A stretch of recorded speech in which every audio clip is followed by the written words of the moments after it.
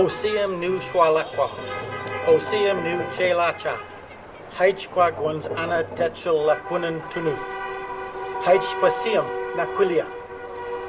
And for those of you like me who do not speak Lekwungen, that was a traditional greeting, and it means my honourable close family, my honourable friends, thank you for coming to Sapsum and Lekwungen land, the land of the smoked herring.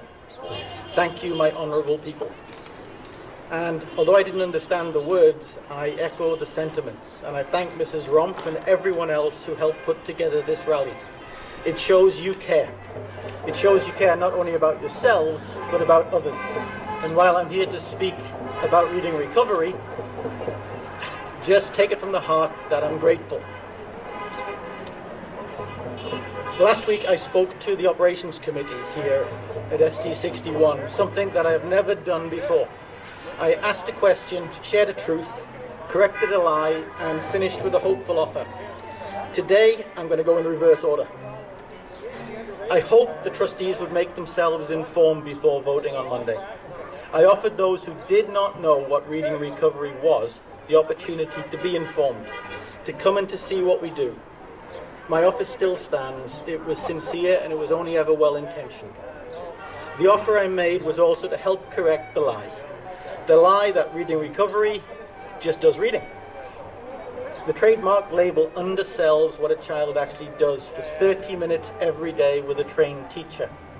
Watch a lesson and you will see so much more. Nervous students learn to compose their own stories, to find their voice, to hear that voice, to hear and record those sounds into words for the first time. They use a growing phonemic awareness to build an understanding of English phonology. They break apart words to make new ones, which is really exciting stuff, especially if you have struggled to do it in the classroom under the gaze of your peers. One-to-one instruction enables every successful decision they make to be brought to their attention in the moment, real time, which builds confidence, determination, and self-belief. Working this way enables the teacher to observe closely, comment immediately, and let the child make decisions to take bigger learning steps by themselves. The goal is not to get them to a predetermined level. The goal is to get them to take them to ever higher levels. Some of you know firsthand that classrooms are complicated. Disruption is very distractive. I'm noticing that with all of the hooting today. Disruption is very distractive. And often those distractions are ongoing. We are working hard to be inclusive. Multiple additional needs are present in our public schools. Sometimes this impacts learning. Reading recovery teachers work in a quiet space in order to hear what a quiet child is trying to say and to immediately reinforce their positive, helpful reading behaviors. Get them to see what they're doing is right and get them to do it again. Please do not cut this program because working like this is in some way unfashionable right now. I've been at this a long time. And in education, like in life, fads and fashions change. Good practice, however, effective practice, endures. Reading recovery is not inequitable in any way, shape, or form.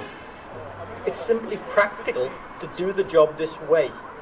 To cut the program on the grounds of a lack of equity, as has been suggested, is ironic, if not tragic. I shared a secret, so it's out. I never asked to be a reading recovery teacher. It's only part of my job. I taught grade 3, 4, 5, and 6 for a number of years. And at Colquitts, I saw firsthand what an amazing job the music department does. And I'll not forget it. I was, at that time, happily ignorant and a touch judgmental about reading recovery. And that changed when the principal at my school asked me to take it on. We needed to better use the time at the school, the FTE. We wanted to help the struggling students. Timetabling was tricky, and rather than give up, we came up with a solution that worked. And that led to work for me, a lot of it. I trained for a year studying complex literacy theory. I learned to complete detailed assessments and interpret the results which are shared across the school.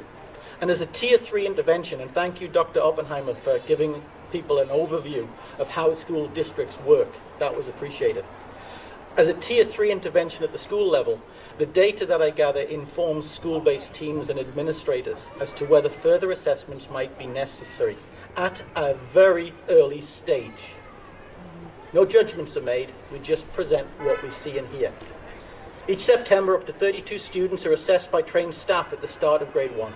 And I ask, what better school-level data is the district team proposing to use to determine which students are referred for further assessments?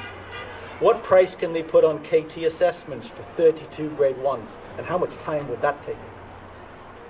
We are always right to consider options to improve literacy teaching. The proposed options are outlined in this district document, supporting literacy in the early years. But when it comes to the options being proposed to replace reading recovery in here, caveat emptor, buyer beware, or rather, be aware. They too come with a dollar cost. And while terms like wraparound and comprehensive approach appeal on a surface level, I actually like the word comprehensive in my insurance documents, for example, but when it's used in those insurance documents, it's qualified by pages and pages and pages of small print, detailing what exactly it means in a specific context. But what does the word mean for the children in grade 1 struggling on their path to literacy in a busy and complicated classroom? Look at the document carefully. The detail in this document is short, and as for the term wraparound, it simply sounds like a band-aid to me right now. To finish, the truth I mentioned, and revealed with a question or two. This is where you help me out.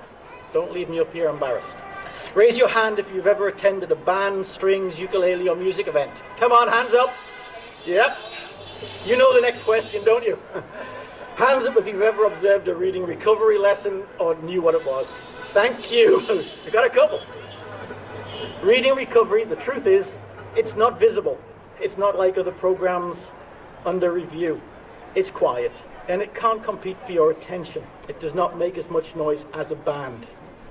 It involves fewer people, but makes a massive difference. And at Monday's vote, please see beyond any of the media noise and our relatively small numbers.